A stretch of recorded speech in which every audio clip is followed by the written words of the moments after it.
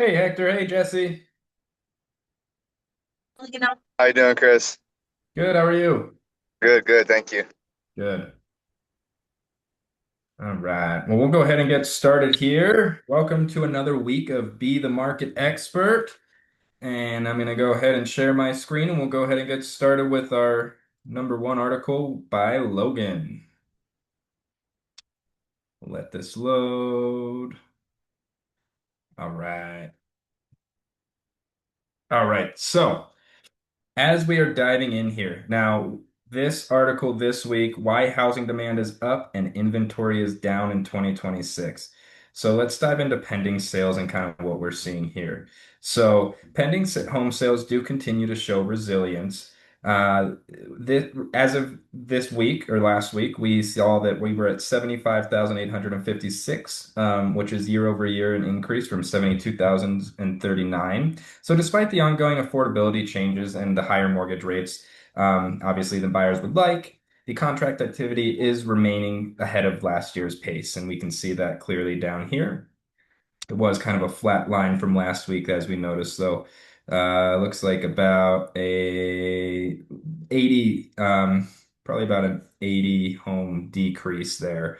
So now why this matters, pending sales, again, they're obviously a future housing activity indicator because are typically becoming closed transactions within 30 to 60 days. So what we're seeing today will largely shape the sales numbers that we'll be discussing later this summer. Now, a big reason, obviously, that pending sales has remained positive in 2026 does come down to the mortgage rate. So, historically, over the past few years, the demand improves when the rates move below 6.64, and the demand improves even more when they drop below 6. For much of 2026, the mortgage rates have remained under that critical 6.64% threshold, which is helping buyers stay engaged in the market. Just as importantly, though, the rates have not crossed back above 7%, and that has helped prevent the significant slowdown that we saw during the previous rate spikes. So while affordability remains challenging, there has been some good news. Over the last 2 years, we have seen a few things. Number one, the wages have grown faster than the home prices.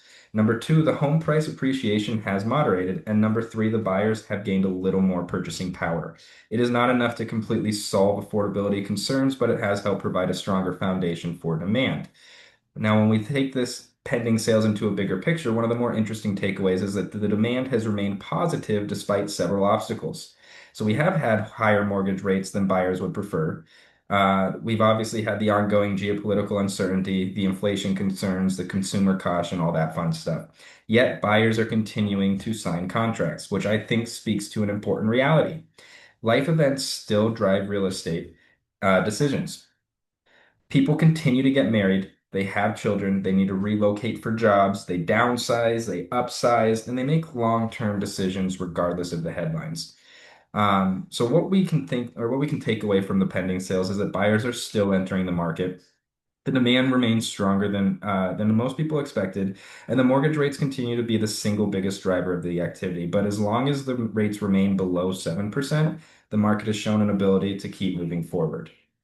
So as we dive into mortgage purchase application data, what we've seen now is um, that the purchase applications did jump roughly 7% week over week and 17% year over year growth, which is one of the strongest week readings that we've seen this year. And it did catch many analysts by surprise, Logan mentions, especially considering the mortgage rates are still sitting near their higher levels of 2026.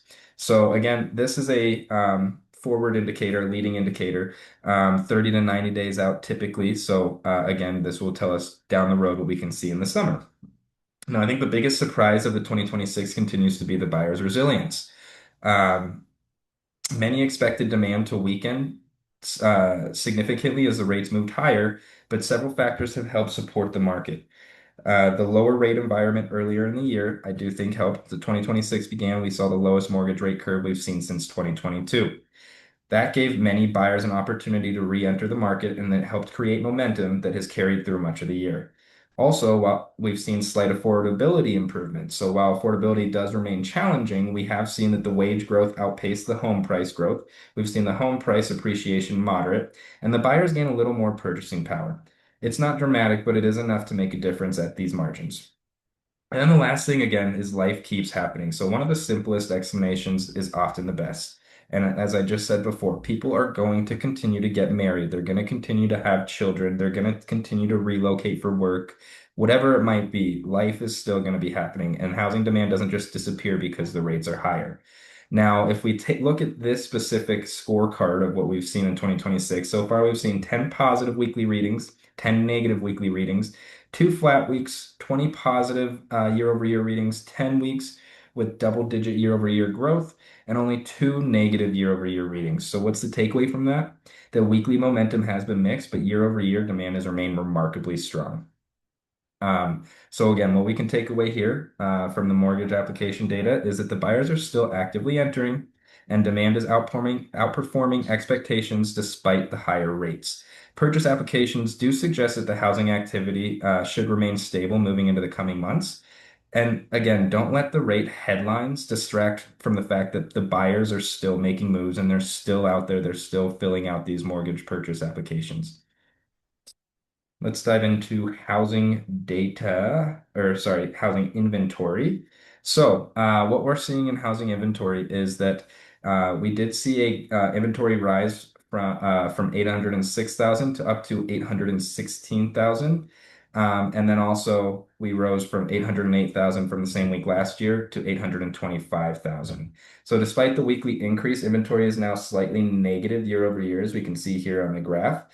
Something, again, few analysts kind of expected to see in 2026. Now, why is this surprising? Think about the headlines we've seen over the year. The inventory is surging. The buyers have all the power, and the seller's market is over. Yet here we are in June 2026 with inventory running slightly below last year's levels. That wasn't on many economists' bingo cards. So the answer is actually pretty simple. Supply and demand did find a new balance. Last year, inventory growth exploded at one point, reaching roughly 33% year-over-year growth. But that growth did occur during a period when the mortgage rates were higher, the demand was weaker, and more homes were still sitting on the market. As mortgage rates did begin to move lower in the second half of 2025, the demand did improve. But when demand improves, inventory growth naturally slows. And because the rates never moved back above 7%, the buyer activity did remain strong enough to gradually absorb much of that additional supply. So the market shift happened 1 year ago. This week marks roughly 1 year since the housing market began changing direction. Around mid-June 2025, mortgage rates began improving, mortgage spreads tightened, buyer demand strengthened, and inventory growth started slowing. Now, if we fast forward to this year, we're seeing the result of that shift. Um, so what we can take away from the single family or the single family inventory for the housing is that don't let that negative year-over-year inventory headline create unnecessary concern. The inventory does remain significantly healthier than it was during the ultra-low inventory years. The bigger story is that the buyer demand has been stronger than expected, and the supply and demand are finding equilibrium rather than moving towards distress. So, as we move down to new listings, what we're seeing here is that the new listings continued to improve last week. We now see 81,754, which is an increase from last year of 78,284. That's another year-over-year gain. And more importantly, that puts us above the 80,000 threshold that Logan talks about that we like to see. So why this matters, obviously new listings are one of the most important housing metrics because they tell us whether the fresh supply is entering the market. Historically, again, a housing market, we typically see in this time of the year 80 to 100,000 new listings per week during the peak season. For the past few years, we've been operating below that normal range as many homeowners stayed put due to low mortgage rates and limited replacement options. This year's data suggests we're gradually moving closer to normal. The bigger story around this is while it's encouraging to see new listings above 80,000 again, we're still not seeing a flood of inventory entering the market. And that is important because supply doesn't exist independently of demand. Most sellers are also buyers. If homeowners don't feel confident about their next purchase, many choose not to list at all, which is one reason inventory growth has remained contained despite all the headlines suggesting otherwise. Now, this is not 2008. Every time inventory increases, someone inevitably asks, is this starting to look like the housing crash? The answer remains no. For perspective, during the housing bubble, new listings routinely ran between 250,000 to 400,000 listings per week. Today's numbers were not even close. So even after the recent improvements, we're still operating at a fraction of those levels. And what we're seeing today is, again, normalization. It's not oversupply. So what can we take away from this? Again, new listings continue trending in the right direction for sure. The supply is improving, but it's not surging. The market remains far healthier than the headlines often suggest, and more listings mean more opportunities for buyers, sellers, and agents. So as we dive into price cut percentage here, the price cut percentage did reduce. It's th or is lower year over year. It's at 37.93%, which is below the 40% that we saw in 2025, which is a little over a 2% improvement, obviously, year over year. And that's kind of continuing on the trend that we've seen through most of 2026 as we follow this graph here. Now, typically, as a reminder, one third of homes will reduce their asking price or do a price reduction before they sell, and that's completely normal. Price reductions are simply part of the market finding the right balance between the seller expectations and the buyer's willingness to pay. The important story isn't that price cuts exist. The important story is that the price cuts are actually lower than they were a year ago. And what does that tell us about the market? Well, if housing demand were collapsing, we would expect to see a sharp increase in price reductions. We'd also see sellers chasing the market downward and we'd see inventory piling up. Instead, what we're seeing right now is the stable demand. The inventory is slightly below last year. The new listings are growing at a manageable pace, and the price cuts are running below the 2025 levels, which doesn't suggest a market under stress. It suggests a market that is finding balance. Home prices aren't doing much, and that's okay. One of the biggest themes of 2026 has been moderation. Nationally, we're not seeing explosive appreciation or significant depreciation. Instead, we're seeing a market where prices are largely moving sideways while wages continue catching up. And that's actually healthy. If it allows affordability to improve gradually without requiring a major correction in home values. Obviously, rates still matter. The biggest wild card does remain mortgage rates. If rates move lower, demand will likely increase. Inventory could tighten even further, and price cut percentages could continue to decline. If the rates remain elevated, the market likely continues on its current path of stability and moderation. So, either way, the data today doesn't support a narrative of widespread price weakness. What it does mean is that the housing market continues to show resilience despite the higher mortgage rates, despite the affordability concerns, and even the economic uncertainty. Sellers are not making dramatically larger concessions than they were a year ago, and that's a sign that buyers are still actively participating in the market. So, what can we take away from the price reductions? Obviously, price reductions remain a normal part of our sales process. Proper pricing does still matter more than ever. Having that conversation with your sellers is super important before you get started. And the fact that price cuts are lower than last year suggests that the demand remains stronger than many headlines imply. Stability, not volatility, continues to be the dominant housing story of 2026. So, Logan had a lot of good things to say in this one. Now, we're going to jump to another one that Logan put out Sunday, I believe, and I wanted to include this one. So, how much will mortgage rates fall with the Iran deal in Fed week? So, he put this out right after the announcement that there was the Iran conflict could potentially be resolved. So what's happening is that a potential peace agreement with Iran is creating optimism in the bond market. Oil prices have already begun easing from their recent highs.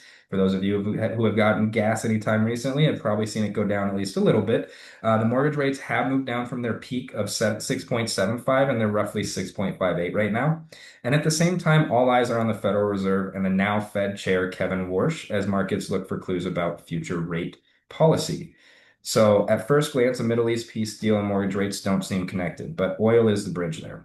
When geopolitical tensions rise, we see oil prices typically increase. We'll see the inflation concerns grow, the bond yields rise, and mortgage rates often move higher. And that's exactly what happened during the conflict. At the worst point, the 10-year Treasury hit roughly 4.68%, and the mortgage rates reach roughly 6.75%. Now that a deal does appear possible, oil prices are stabilizing, bond yields are easing, and mortgage rates have improved. That is good news for housing. The good news and the challenge, though. The good news is that the conflict-driven spike in rates may be behind us. However, the challenge is the Fed is still worried about inflation. So even if the Iran situation improves, the Fed still sees that inflation above target, a stronger labor market, and consumer spending holding up. Those factors make it difficult for the Fed to start talking about aggressive rate cuts. So the Fed week could be the bigger story. While the headlines are focused on Iran, the Federal Reserve may ultimately have a greater impact on mortgage rates. The market is now debating, will the Fed hold steady? Will they hint at future cuts? Or will some Fed officials start discussing additional rate hikes? This week's messaging could influence mortgage rates far more than any single economic report. Now, best case scenario, worst case scenario that he mentions in here. Best case scenario, if the oil prices continue falling, the inflation cools, and the Fed takes a patient tone, mortgage rates could move towards 6.25 to 6.375. That would be a meaningful boost for affordability and housing demand.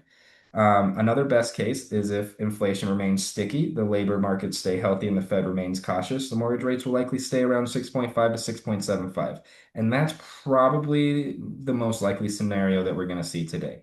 Now, the worst case scenario is if inflation reaccelerates, the oil spikes again, and the Fed hawks begin pushing for rate hikes, then mortgage rates could move above that previous peak and push back toward the low 7% range, which is where we want to stay below.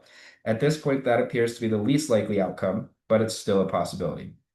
So, what we can take away from this article is that this article isn't really about Iran. It's about understanding what drives mortgage rates. And while geopolitical events can create short-term volatility, the long-term drivers remain inflation, employment data, and the Federal Reserve policy. For now, the potential end of the conflict is a positive development for housing, but the Fed's next moves will likely determine whether rates continue improving.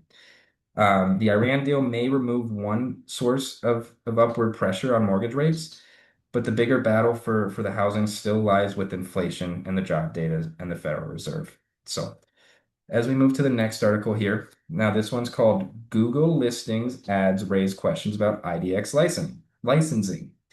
What's happening in this article? So, Google has expanded its real estate listing ads nationwide after testing the program in select markets. The listing data is being supplied through partnerships with MLSs and data providers, allowing consumers to see listings directly within Google search results. While this may seem like just another technology update, many industry leaders do believe that it could significantly reshape how consumers discover homes online. Why is this getting attention?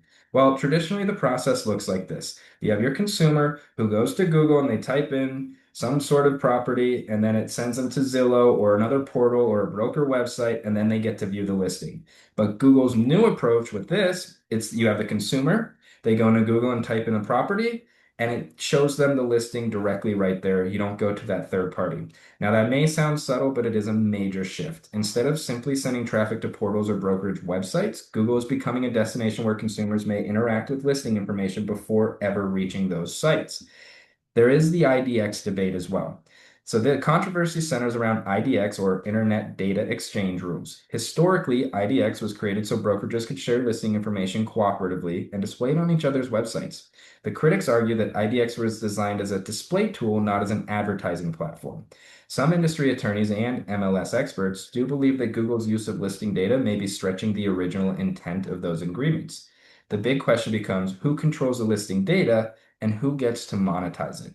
So obviously why this matters for Zillow and the portals. For years, portals like Zillow, Realtor.com, Homes.com, put any .com in there around real estate, have benefited from being the primary destination where consumers search for homes. If Google begins displaying listings directly within search results, consumers may never visit those portals. The lead generation models will completely change. The portal traffic could decline over time, and the entire online real estate ecosystem may evolve. This is why many analysts view Google's move as much bigger than a simple advertising product. Now, where do we fit into this? This is where Keller Williams, I think, enters into the conversation. So, as we scroll down here a little bit, you'll notice that he mentions the BLX, Cotality's BLX. So, as we discussed, or as I discussed a few weeks ago, Keller Williams is one of the first major brokerages participating in Cotality's Broker Listing Exchange, or BLX. BLX was created to give brokerages greater control over their listing data, where their listings are distributed, how listings are syndicated, and which platforms receive listing information. So rather than relying entirely on portals or MLS distribution channels, BLX creates another avenue for brokerages to manage and control their data.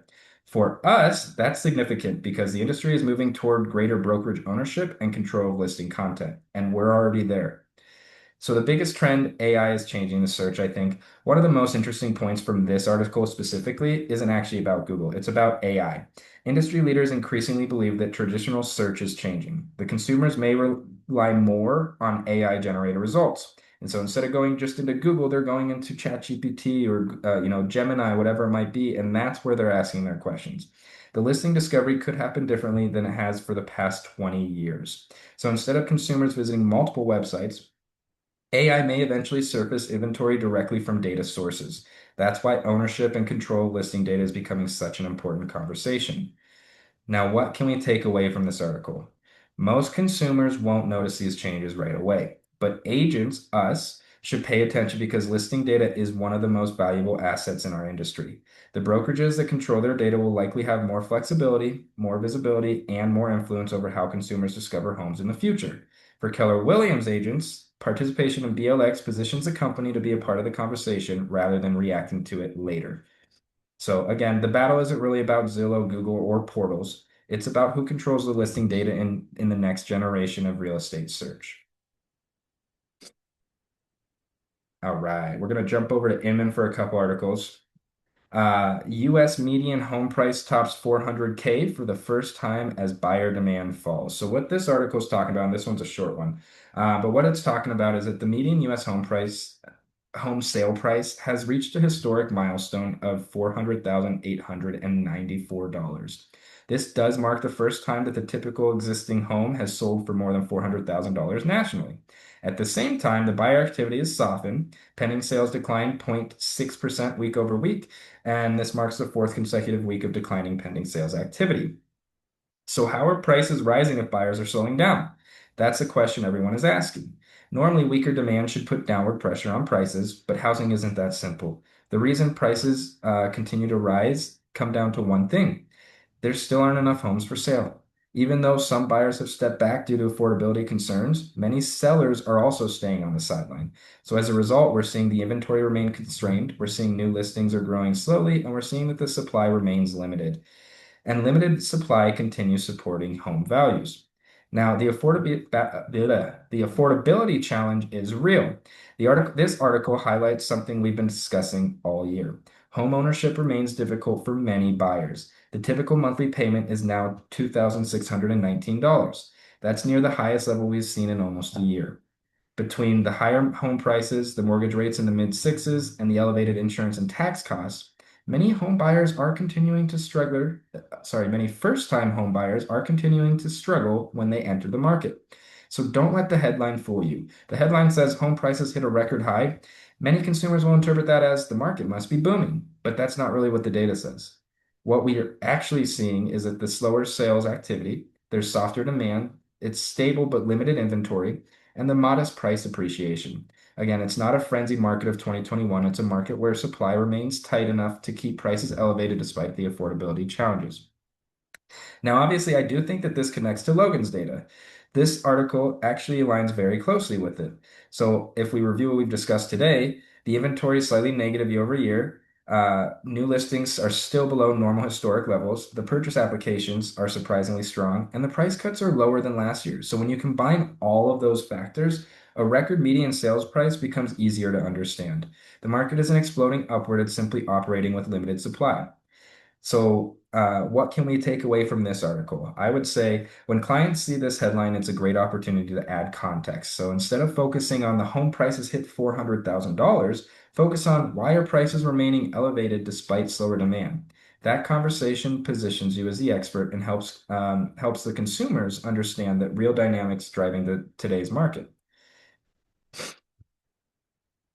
All right, now this one I thought was kind of funny, and so I just had to bring it on here. It's a little change from what we normally discuss, but this is fake real estate agent indicted on dozens of charges, including abduction of a minor. So, what is happening in this article here? A Virginia woman has been indicted on more than 40 criminal charges after allegedly posing as a real estate agent and collecting security deposits and first month rent on properties that she had no authority to lease.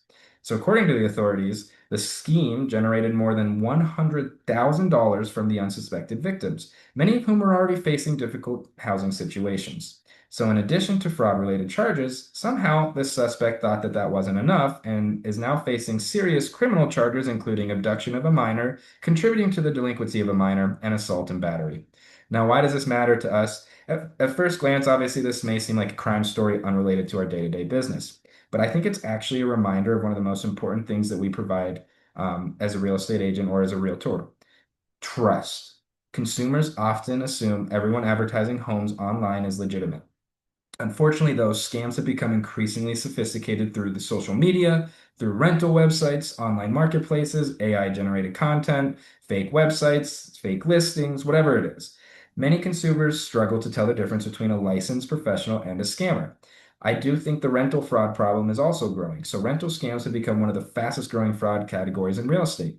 The common warning signs include requests for money before viewing a property, security deposits that are sent through cash apps, below market rental pricing, refusal to meet in person, no verifiable brokerage affiliation, and listings copied from legitimate websites. In many cases, these scammers simply copy photos and information from the real listings and they repost them as rentals.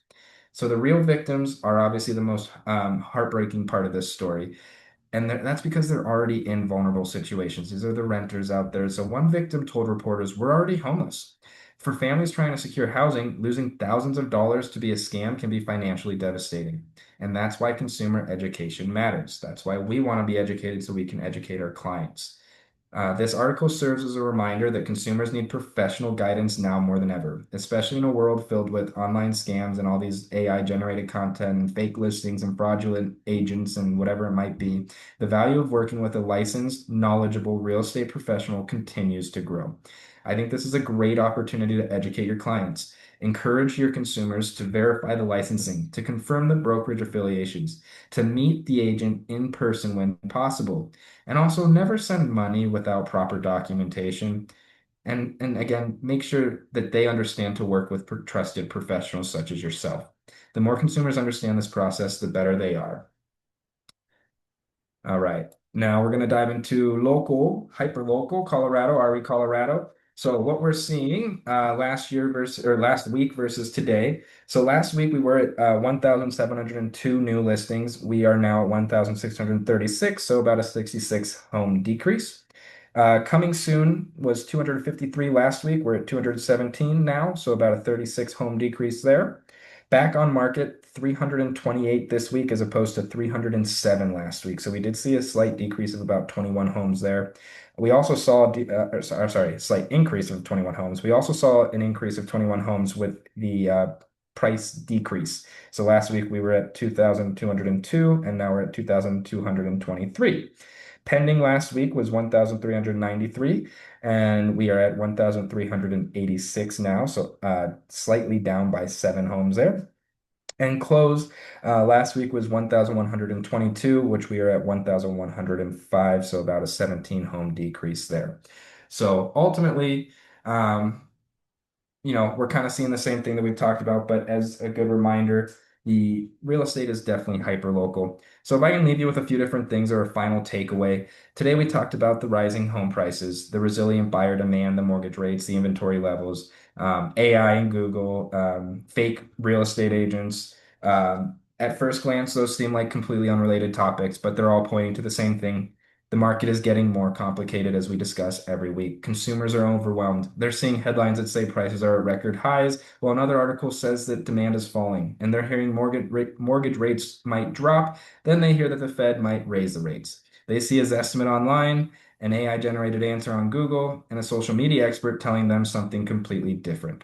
The average consumer doesn't know what to believe anymore. And that's exactly where your opportunity is, because while technology continues to evolve, one thing hasn't changed. People, our consumers, our clients, they still need someone they trust to help them make one of the biggest financial decisions of their lives. The agents who win in this market won't be the ones with the fanciest website. They won't be the ones posting the most on social media. They won't be the ones waiting for rates to drop. They'll be the agents who understand the data, can explain it simply, and help their clients make confident decisions. The reality is that inventory is healthier than it was a few years ago. Demand is stronger than many expected. Homeowners have record levels of equity. And despite all the noise, people are still buying homes, selling homes, investing, relocating, downsizing, upsizing, blah, blah, blah, blah, blah. Your clients don't need another headline. They need a guide, they need clarity, they need confidence, they need the market expert. And that's why you're all on here today. So this week, don't just tell people what's happening in the market. Help them understand what it means for them. Because when you become the person who can bring clarity to confusion, you will never have to chase business. People will seek you out. So again, one last line, in a world full of headlines, algorithms, AI, and uncertainty, your greatest competitive advantage is still your knowledge. The more complicated the market becomes, the more valuable a true market expert becomes. That's all I got for you today, guys. I appreciate you all hopping on and go be the market expert out there for your clients and enjoy the rest of your week. Thank you, Thank you Chris. for all the nuggets, Chris. Absolutely. Thank Thank you, you, guys. Chris. So I just Thank have you, a Chris. Have a question. good day. Yeah, I heard there was a question. Yes. I'm looking to purchase MLS. Okay. Um, could you please guide me which site to go and how does it work? Yeah, for the MLS, so you'll want to go to RE Colorado. So, um, oh, I guess I'm doing this without sharing my screen. Sorry. No problem. So if you just open up a new screen, and I believe you can type in Google RE Colorado. Mm-hmm. Yep, and then you would click on RE Colorado Home. And then up in the top right, you're going to hit join. And it's going to ask you for all of your information, probably your license number and stuff like that, what brokerage you're at. So if you need any of that information, reach out to me or Elizabeth. Mm-hmm. But it's just hit join and then it's going to walk you through. Obviously, you want to join as an agent, not as an office appraiser or anything like that. Mm-hmm. But then, yeah, it's just putting in your information. And then what happens is once you get your information, you'll be logged in, and that'll take you to the next page here, which is kind of all the different apps included in RE Colorado. And so to see the actual MLS and to do put buyers on searches and things like that, you would click into the matrix here. And when you click Mm-hmm. into the matrix, that's when you'll be able to see all the data and all the filters and things like that. Okay. Before that, I have to You have to create your account first, yes. put And that's the gonna payment method and everything, right? correct. And how does it work? The payment works monthly or So you yearly? have the ability to pay it yearly, I believe, and there might be a slight discount with that. But then it is monthly, and I believe they just announced starting July that it's up to $62 now per month. Okay. And do you know what? So yearly is more beneficial than monthly? It might be. Typically, you'll see that you'll get some sort of discount. I just don't want to tell you it is and then it's not. Mm-hmm. But if it gives the option, it'll usually say like annual pay, and then you can choose yes, annual, and it'll tell you like 10% off or something like that if there is a discount. I can't guarantee that there is. Me, for instance, I just pay monthly. Mm-hmm. But I haven't signed up for 7 years, so they could have changed that on me.